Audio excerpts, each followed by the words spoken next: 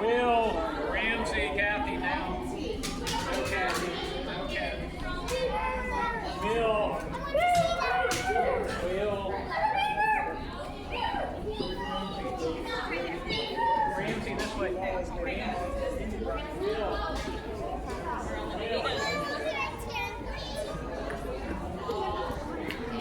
Stop pushing me! Wow, this is the pink stuff. Should I bring the flag? Robert. No. Mama said. No.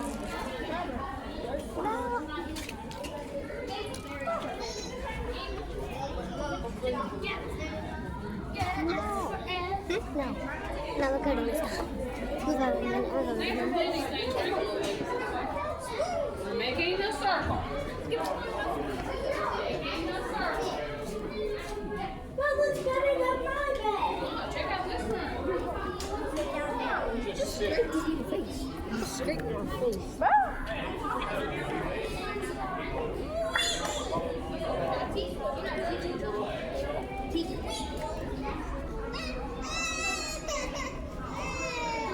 Is this what animals look like?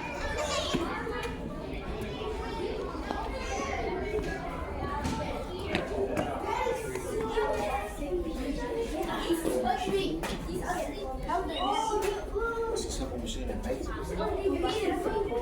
A what? What is it? Get off the glass.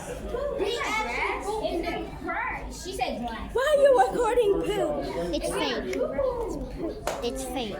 It is under the floor storage. If you read, you learn stuff. Yeah. They got wine bottles, ceramics, tools, sewing inputs, tobacco pipes, beads, and ceramics. That's how they store stuff. See, it's like it is the church. I feel like everybody can marry.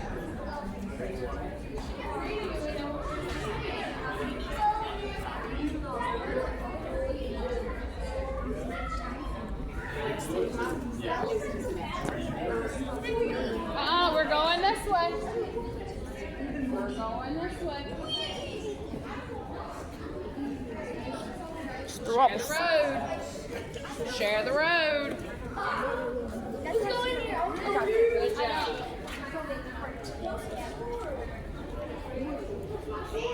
See all the artifacts? I lost my sword, Miss Gillespie. See all the artifacts? You know, I'm gonna take a picture of this. No, you didn't. It's a sword.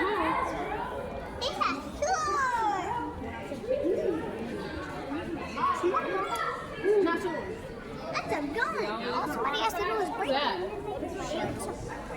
Hey, y'all, that's the Indian treaty beard. That's treaty badge. That's my uncle's. That's actually my uncle's.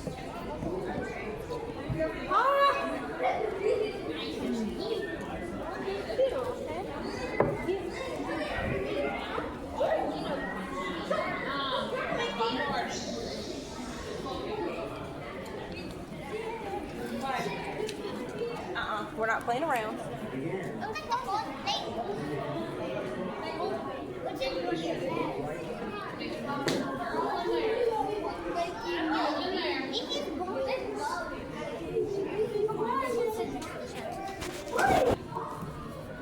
It's ended. Sit and listen. There was no talk. Boys, sit and listen. This gives us a minute to sit and listen. Something about the government. This is the government theater.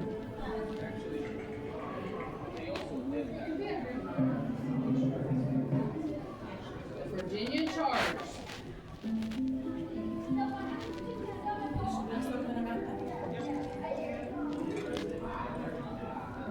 First charter of the Virginia Company of London. Remember, that was the very first one.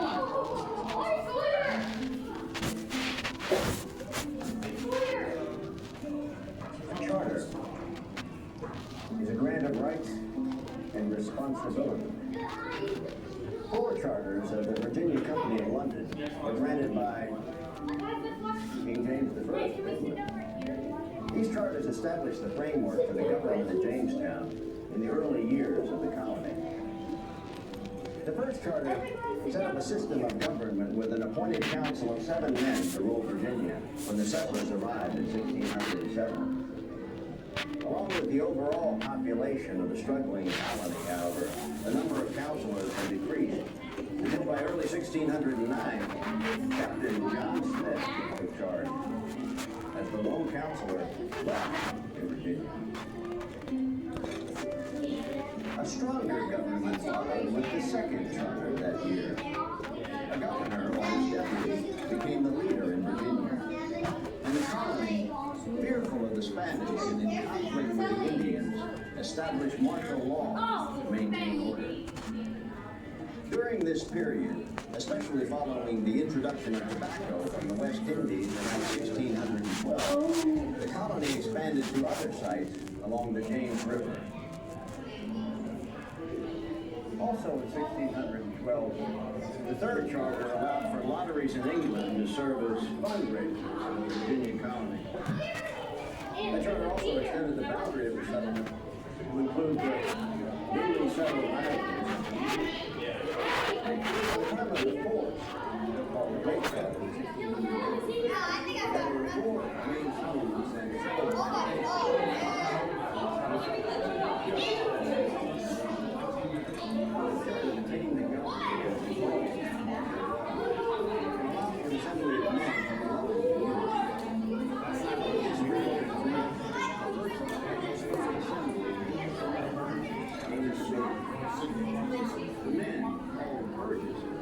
gathered at Jamestown on July 30th, 1619, where they were sworn in and began the task of legislature.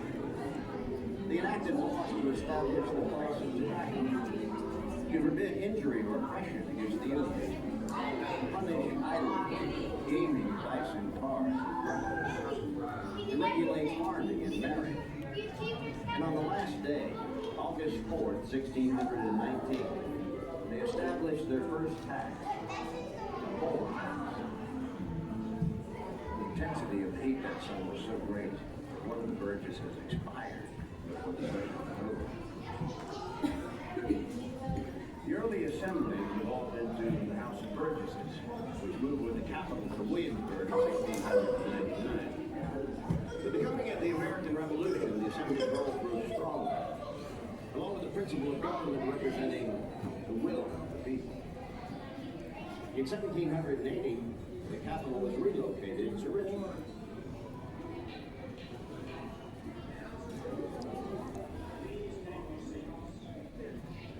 That governing body, which began in 1619, continues to this day as the Virginia General Assembly. Yeah, back then, it's still making decisions for us now. Madison, General Assembly. and Washington. It's now the House of Representatives. This system of representative government became the model for other English colonies in the New World. And eventually, All this should the be a basis for review. the democratic government of the United States of America. And it began with the Virginia Company Charter, giving us both rights and responsibilities. Here at Jamestown.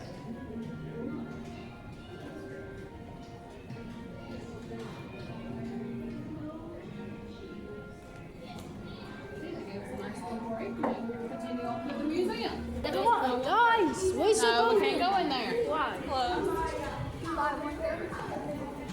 Yeah, we're heading that way. Hey, there's another one. More? Yes, right there.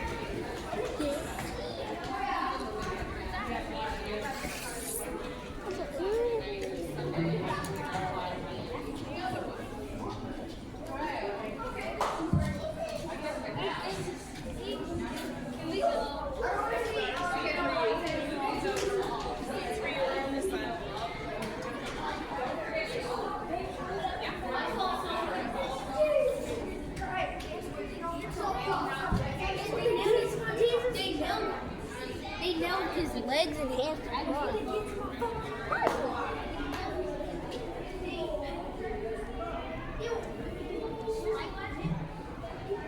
I'm trying to tell you to I don't know where table to sit. Give me a minute.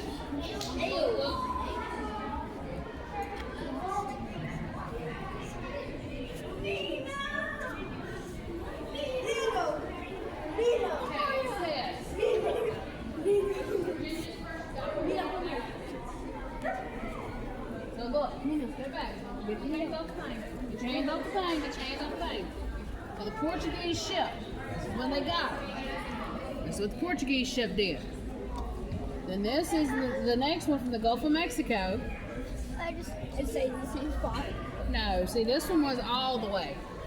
This one was just the start. That's And then this one goes on to take them to Virginia. And where's the last one go? Leave 2 or 3 charters. Okay, you see the track? They get them from here in Africa, Angola, remember? They bring them by ship up to Virginia. Why is the button fighting?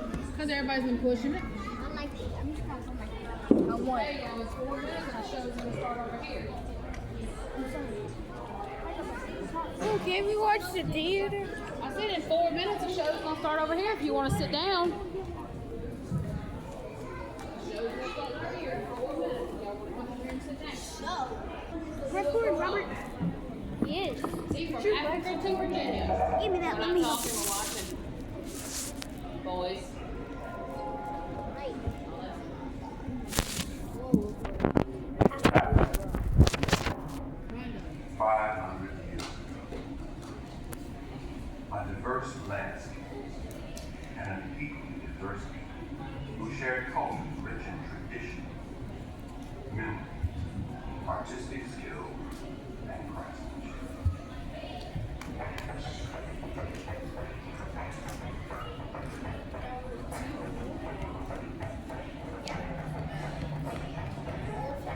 Culture and craft were deeply intertwined.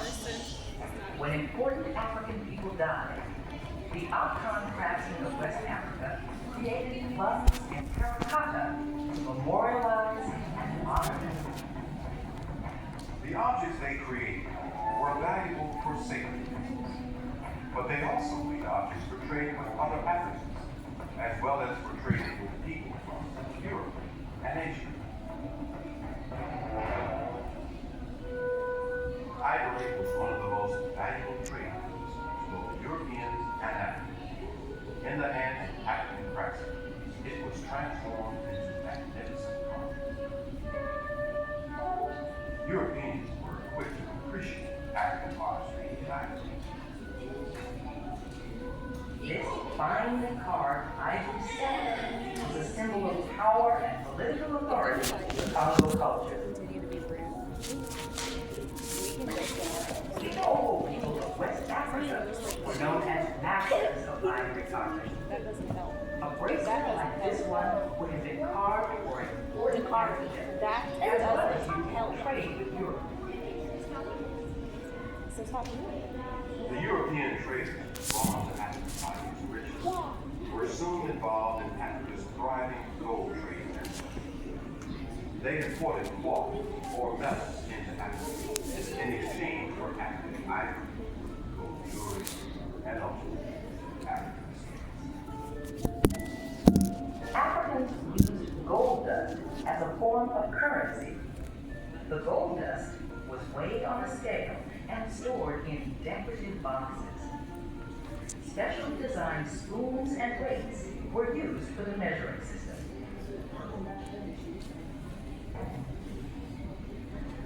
In order to exploit the great wealth of Africa, Europeans established fortified trading centers along the African coast. In the 16th century, the Portuguese established a colony in the kingdom of Ndongo and installed their government in the coastal city of Luanda in Angola.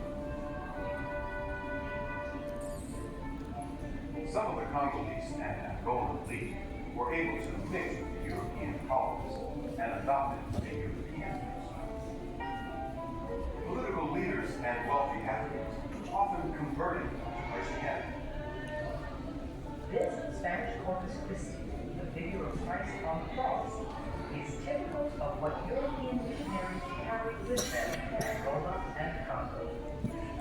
As the people of Congo and Angola began to produce their own figures of Christ, the European-style features began to take on distinctly African characteristics, such as this African Corpus Christi with coffee bean-shaped eyes, wearing an African garment. Not only religious symbols,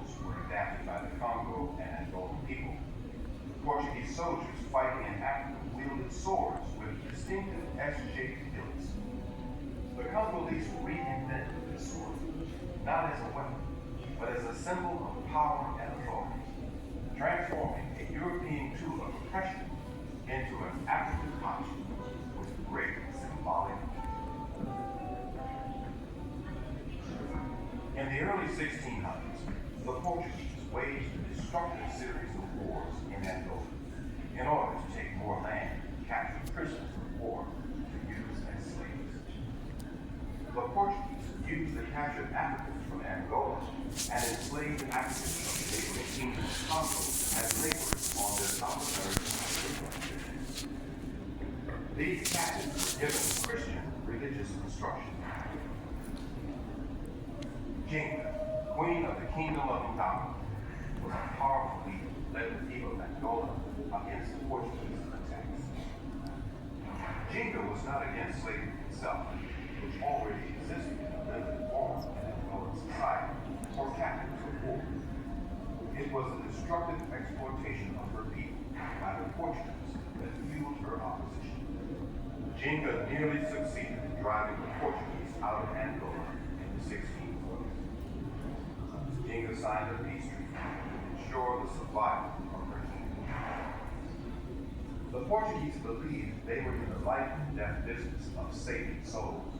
Religious objects of the colonial period often reveal a preoccupation with human mortality. Such objects appeal to Europeans and Africans alike.